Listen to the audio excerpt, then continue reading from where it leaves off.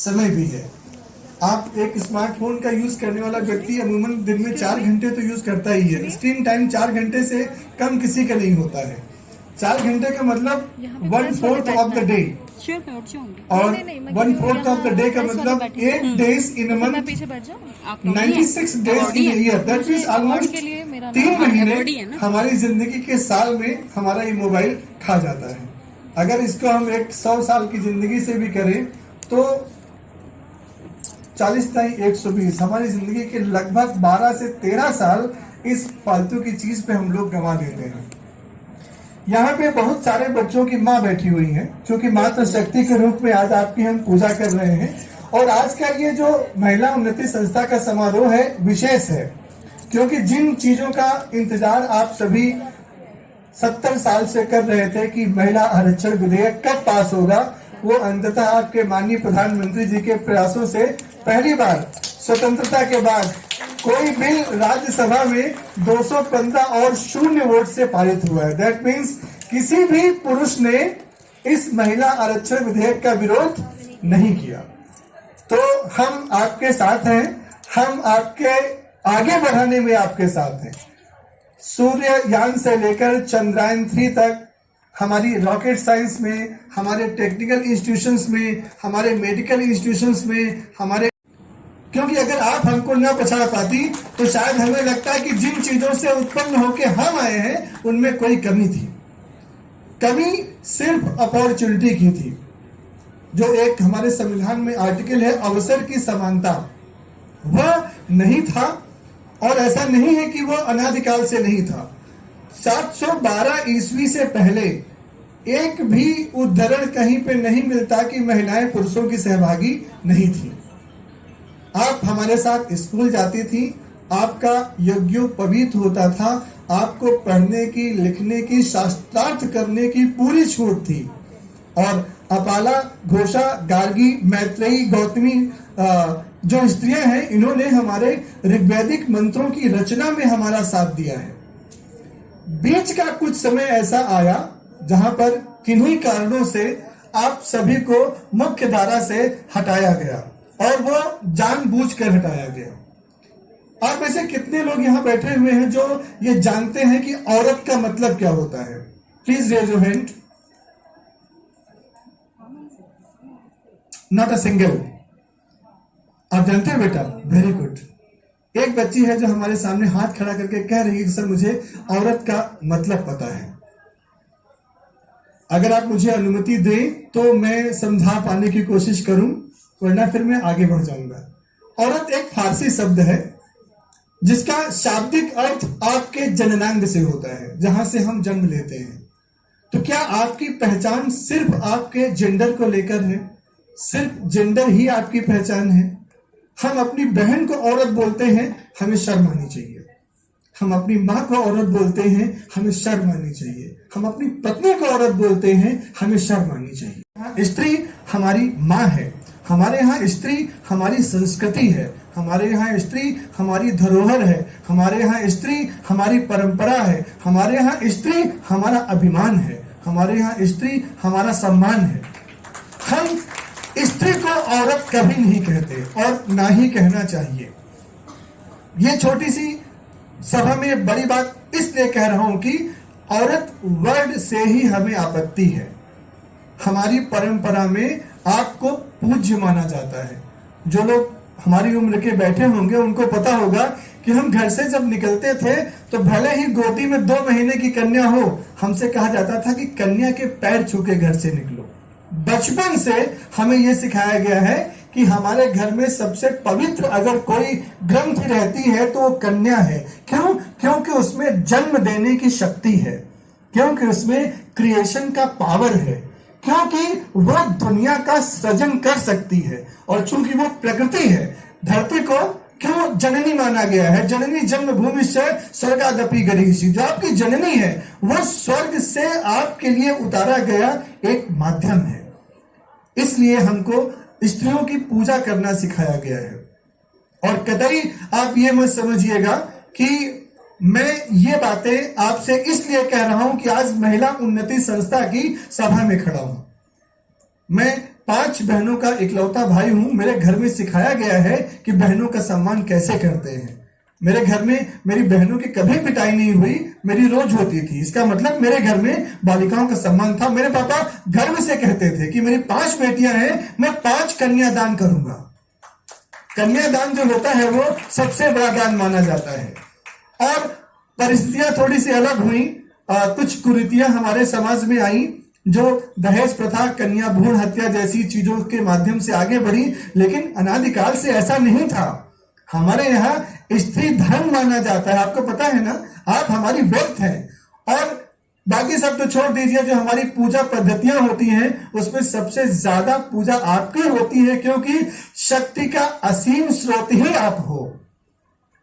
आप हमारी विद्या का स्रोत हो सरस्वती के रूप में, आप हमारे धन का स्रोत हो लक्ष्मी के रूप में, आप हमारी शक्ति का स्रोत हो दुर्गा के रूप में, आप हमारे क्रोध का स्रोत हो काली के रूप में। हर चीज आप याद कीजिए, अगर भगवान का आप मंत्रिमंडल मान लीजिए तो सारे इंपॉर्टेंट पोर्टफोलियो तो हमेशा महिलाओं के पास रहे हैं। डिफेंस मिनिस्ट्री दुर्गा जी के पास, एजुकेशन मिनिस्ट्री सरस्वती जी के पास, फाइनेंस मिनिस्ट्री लक्ष्मी जी के पास। आज सबसे इंपॉर्टेंट पोर्टफोलियो केंद्र में यही माने जाते हैं, और ये तो हमेशा महिलाओं के पास रहे हैं। और मित्रों, मैं मैनेजमेंट का छात्र रहा हूं।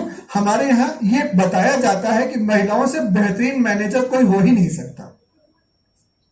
अगर आपको देखना हो तो आप एक दिन किचन में अपनी एक्टिविटीज को अच्छे से ऑब्जर्व कर लीजिए। You are a multitasker. एक समय में एक ही महिला कितने काम एक साथ कर सकती है, कभी देखना हो आप अपने किचन में एविडेंट कीजिए।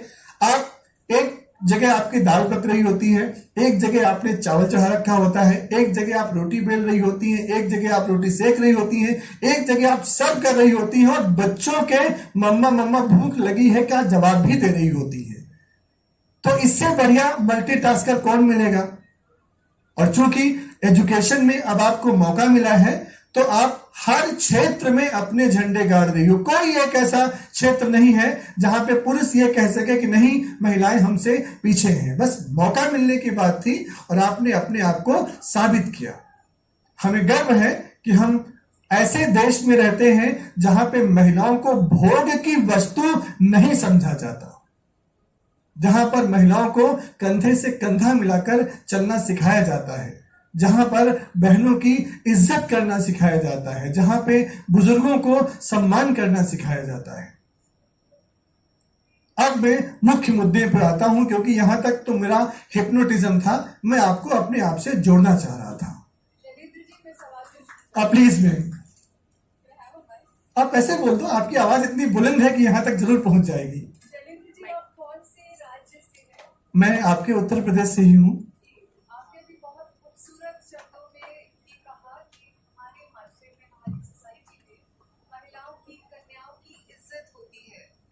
उनकी पाँव छूकर हम घर से बाहर निकलते हैं तो शुभ माना जाता है। तो फिर आप ये बताइए कि उत्तर प्रदेश में male female ratio national average यानी कि 940:1000 से बहुत ज्यादा नीचे क्यों है? इट इज 902 पर 1000। और हरियाणा में ये 864/1000 है। तो बहुत खूबसूरत शब्दों के पीछे हम अपनी सोसाइटी की अगलीनेस को कैसे छुपा सकते हैं? जो चीजें आपको सोसाइटी की, with all due regards, what's your good name? I am doctor Nimi Rastogi, हम गायनेकोलॉजिस्ट। अच्छा, डॉक्टर रस्तोगी। गायनेकोलॉजिस्ट ही सबसे ज्यादा जिम्मेदार है हमारे समाज में महिलाओं का रेशियो कम होने के पीछे। I am coming on the topic में। ऐसा नहीं, मैं आपकी पवित्रता पर बिना क्वेश्चन मार्क उठाए हुए बहुत सारी ऐसी विधियां चिकित्सा के क्षेत्र में आई जो ये सर्च करने के लिए कि बच्चा निरोगी है कि नहीं है, बच्चा स्वस्थ है कि नहीं है। और आज एक्ट के माध्यम से हमें रोकना पड़ा कि आप जेंडर डिस्क्लोज नहीं कर सकती। Those are radiologists, not gynecologists. हम तो डॉक्टर करते हैं। Profession So please don't bug the question. No, I'm not bugging. I'm coming on the topic, man. I'm coming on the topic. सिर्फ मेंटेलिटी का game है बस। हमारी आपकी मानसिकता में ये चीजें पोर की गई कि राजस्थान में जब किसी कन्या का जन्म होता था तो कहा जाता था कि बारात आई है, और बाहर से जवाब आता है कि वापस भेज दो। मैं कन्या भ्रूण हत्या की बात कर रहा हूं। कन्याओं का जन्म अपशकुन कब से होने लगा, हमें बस इस टॉपिक पे जाना है। जो जेंडर रेशियो है वो मुझे 11वीं शताब्दी से पूर्व हमेशा महिलाएं पुरुषों से ज्यादा ही थी। अगर आप हिस्ट्री में जाएं, क्योंकि मैं इतिहास के विद्यार्थी हूं, तो 1192 का मेरे पास डेटा है पृथ्वीराज चौहान के समय का, जब तराइन का युद्ध हुआ था। तो पृथ्वीराज चौहान के शहर में पुरुषों से ज्यादा महिलाओं की संख्या थी, और ये चंद्रबरदाई अपनी किताब पृथ्वीराज रासो में लिखता है। जब आपको मैं कॉन्कर्ड करता हूं, जब मैं आपको जीता हूं, तो मैं आपकी पहचान को मिटाने की कोशिश करता हूं। सबसे पहले मैं ये कोशिश करूंगा कि आपका नाम चेंज हो जाए। मैंने आपका देश का नाम बदल दिया, मैंने आपको भारतवर्ष से हिंदुस्तान में कन्वर्ट कर दिया। फिर राजपूत राजा, जो कि हमेशा कॉन्कर्ड से बैटल में रहते थे, शुरुआत से लास्ट तक उनका पूरा जीवन लड़ते लड़ते ही गुजरता था। तो हम जब लगातार लड़ाई में लगे हुए हैं, तो हमारा फर्टिलिटी रेट में हमेशा कम होगा, क्योंकि हम घर में समय दे ही नहीं पा रहे हैं। फिर कन्याओं को अपमान की वस्तु क्यों समझा जाने लगा कि जही घर बिटिया कुंवारी देखी, तही घर जाए धरे हथियार। एक चौपाई है मेम जो चंद्रबरदाई लिखता है अपनी पृथ्वीराज रासो में, कि जिसकी भी बेटी कुंवारी देखी, मुस्लिम आक्रांताओं ने अपने हथियार लेके उसके घर जाके बैठ गए। पर्दा प्रथा हमारे समाज में कभी नहीं थी, हमारे यहाँ महिलाएं कभी पर्दा करती ही नहीं थी। हमारे यहाँ तो महिलाएं यज्ञोपवीत संस्कार का भी जो है उनको अधिकार था। लेकिन जब घर में सुंदर कन्या हो और उसको उठाने के लिए 4 घुड़सवार आपके घर के सामने खड़े हो जाएं, तो माना यह जाता था कि इससे अच्छा है कि कन्या जन्म ही ना ले। तो अगर दूसरे संस्कृतियों, दूसरे धर्मों में कन्याओं की गति ऐसी थी, तो शायद कन्याओं के जन्म पर भी उसका असर पड़ा। जब हम उससे थोड़ा सा बाहर निकले, जब हम ये देख पाए कि हम महिलाओं को सम्मानजनक जीवन दे सकते हैं, तो हमने उनके भ्रूण हत्या पर रोक लगाई। हमने दहेज प्रथा जो थी, आप सोचिए कि हम बेटी भी दे रहे हैं और हम दहेज भी दे रहे हैं। ये कहाँ के नियम है? हम तो आपके घर को चलाने के लिए एक जननी दे रहे हैं। ये दहेज प्रथा है कि लोग जल्दी से पैसा देके अपनी बेटियों की शादी करने लगे। जहां जहां पर पुरुषवादी मानसिकता रहेगी, वहां वहां पर जेंडर रेशियो कम रहेगा। जहां जहां पर शिक्षा का स्तर बढ़ेगा, समझ बढ़ेगी, लड़कियों की संख्या अपने आप बढ़ जाएगी। केरला एग्जाम्पल है, बाकी सारे राज्य एग्जाम्पल है। मैम, एक विशेष तरह की पॉपुलेशन का जहां आधिक्य रहेगा, मैं बहुत खुल के नहीं बोल पा रहा हूं क्योंकि मुझे पता है कि एक मैं मीडिया के मंच पे हूं, मैं रिकॉर्ड हो रहा हूं। जहां पर भी एक विशेष तरह की सोच के व्यक्तियों की अधिकता रहेगी, वहां पर महिलाओं की संख्या कम ही रहेगी। मैं भी आपसे सहमत हूं कि यूपी और हरियाणा टाइप के राज्य ऐसे क्यों हैं कि यहाँ पे जो जेंडर रेशियो है वो हमारे नेशनल रेशियो से कम है। तो मैम, खाप पंचायतें हमारे यहाँ ही पाई जाती हैं, जो ऑनर किलिंग होती है वो सबसे ज्यादा हमारे यहाँ होती है। हमने चूंकि इन चीजों को अपने सम्मान से जोड़ लिया है, शायद इसीलिए संख्या कम है। बहुत ही जल्दी आपके प्रश्न का जस्टिफिकेशन गवर्नमेंट लेवल से आएगा, क्योंकि हमारी सेंसस में लेट हो गई है। 2021 में होनी थी, 2023 पे हम खड़े हुए हैं। हमारा जो जेंडर रेशियो है यूपी का, एटलीस्ट वो नेशनल लेवल से या तो थोड़ा सा ऊपर नीचे होगा। हरियाणा में चूंकि बहुत नीचे था, तो वहां अभी आने में समय लगेगा। और आप बिल्कुल चिंता मत कीजिए मैम, महिलाओं को मौका मिल गया है, वो प्रूव कर रही हैं। वो दिन बहुत जल्द आने वाला है जब पुरुषों को अपनी शादी में दहेज देना पड़ेगा। नहीं मिलती है। हरियाणा में आप देखो ना, मैंने ने कहा लड़कियां कम हैं, तो क्या करेंगे? आपको अगर विवाह करना है तो ठीक है, आप दहेज देके उनको लेके आइए। लेकिन आपकी बात से मैं सहमत इसलिए हूं कि हाँ, यूपी और हरियाणा में जेंडर रेशियो थोड़ा सा कम है। अगली सेंसस आने दीजिए मैम, मुझे विश्वास है कि उत्तर प्रदेश तो निश्चित रूप से नेशनल लेवल के आसपास जरूर रहेगा, और हरियाणा में भी एक आध सेंसस और। मैम, आप लोग बहुत ताकतवर हैं, आप अपने आप को इक्वेट कर ले जाएंगे। हाँ, तकलीफ जितनी आपको है उतनी हमें भी है, लेकिन मैं चूंकि अपने आप को जस्टिफाई कर ले जाता हूं कि मेरे पिताजी ने 5 कन्याएं पैदा करी और मैं इकलौता था, तो मेरे घर में जेंडर रेशियो बिल्कुल सही था। और मैं बताऊं, मेरी 5 बहनों में से 4 क्लास 1 गवर्नमेंट ऑफिसर हैं, एक बहन ने जवाब मतलब नौकरी करने से मना कर दिया, और अच्छा किया उसने मना कर दिया, क्योंकि बुढ़ापे में वही मेरे मम्मी पापा की लाठी और सहारा है, वही मेरे माँ बाप की सेवा कर रही है। और मैं आपको बता दे रहा हूं, मेरी चीज को मैं प्लीज रिकॉर्ड मत कीजिएगा, अगर आपको अपना बुढ़ापा शक्ति का इस्तेमाल कीजिए। मैं इनके क्वेश्चन में थोड़ा सा उलझ गया था। एक चीज जो मैं आपसे कहना चाहता हूं, पूरी दुनिया में जब भी कोई किसी चीज की खोज में निकला तो वो भारत आया, चाहे वास्को डिगामा हो, चाहे कोलंबस हो, चाहे मैगलन हो, चाहे डार्विन हो, चाहे पायान हो, चाहे वेनशांग हो, चाहे इब्न बतूता हो, सब हर जगह से निकले, सबको भारत आना है। और क्यों आना है ये सीक्रेट आज समझ के यहां से जाइएगा। गालिब या इकबाल का एक शेर है कि कुछ बात है कि हस्ती मिटती नहीं हमारी, सदियों रहा है दुश्मन दौरे जहां हमारा। तो मैम वो कुछ बात आइडेंटिफाई करने की कोशिश कीजिएगा। हर कोई जो बता सकता है कि वो कौन सी बात थी जिसकी वजह से यूनान मिट गया, रोम मिट गया, मिस्र मिट गया, बेबीलोन मिट गया, और अनादिकाल से आपका सत्य सनातन। हम नाग की पूजा पहले भी करते थे, बैल की पूजा पहले भी करते थे, सांप को दूध पहले भी पिलाते थे, सूर्य को अर्घ्य पहले भी देते थे, चंद्रमा की पूजा पहले भी करते थे। अनादिकाल से लेके आज तक वो कंटिन्यू है। एक ऐसी चीज जिसने इस चीज को उस स्थान से लेके यहां तक पहुंचाया हो, दैट इज यू मैम। आप हैं तो इस देश की सभ्यता है, इस देश के संस्कार हैं, और इसीलिए टारगेट आपको किया गया, टारगेट आपकी पूजा पद्धति को किया गया, टारगेट आपकी आस्था को किया गया, टारगेट आपकी संस्कृति को किया गया, टारगेट आपकी शिक्षा को किया गया। और कहा गया है ना कि जिस घर की महिला अगर शऊर वाली है तो उस घर के बच्चे हमेशा संस्कारित होंगे, क्योंकि पहला स्कूल ही आप थी। बच्चा वही देखेगा, जो वही करेगा जो मम्मी पापा करते हैं घर में। आप पहला स्कूल है अपने बच्चों का, और इसी इंस्टीट्यूशंस पे अटैक हुए 712 ईस्वी की से लेकर मैम मैकालियन वे ऑफ एजुकेशन से लेकर अभी इस न्यू एजुकेशन पॉलिसी तक, सिर्फ उसी कुछ बात पे जिसकी वजह से इस देश का अस्तित्व बचा हुआ है, उस पर लगातार अटैक हो रहा है।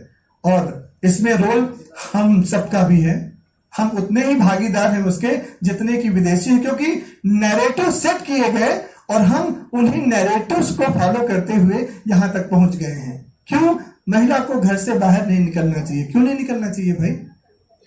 महिला को स्कूल नहीं जाना चाहिए? क्यों नहीं जाना चाहिए भाई? महिला को पढ़ने का अधिकार नहीं है? क्यों नहीं है भाई? जो अधिकार एक जीव के रूप में आपको हासिल है, वही हमारी महिला को भी हासिल है। और नए आपके संविधान ने आपको पढ़ने का हक दिया, अवसर दिया। आपने प्रूव किया कि वास्तव में आपकी कैपेबिलिटीज में किसी भी प्रकार की कोई कमी नहीं है। इसीलिए आप सब आज यहां पे बैठी हुई हैं। ध्यान रखिएगा कि चांद पर हम सिर्फ पुरुषों की वजह से नहीं है।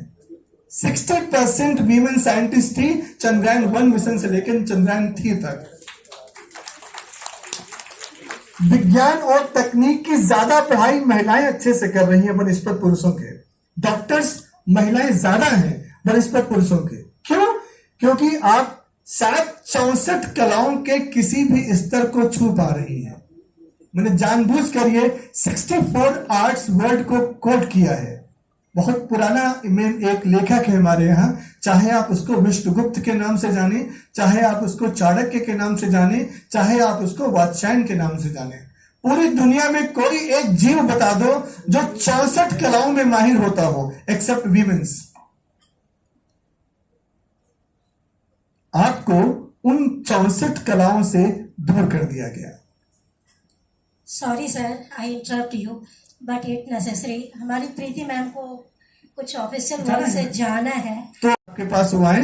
बहुत बहुत धन्यवाद। इंदु मैम अगर ज्यादा बोल रही हो सॉरी। बहुत सादर आज्ञा है, हम कंक्लूड नहीं करवाएंगे आपसे। नहीं हमारा कंक्लूड नहीं करेंगे। हमें बहुत आनंद आ रहा है आपका सुनने में। हम चाहेंगे कि आप इसको प्लीज कंटिन्यू रखें।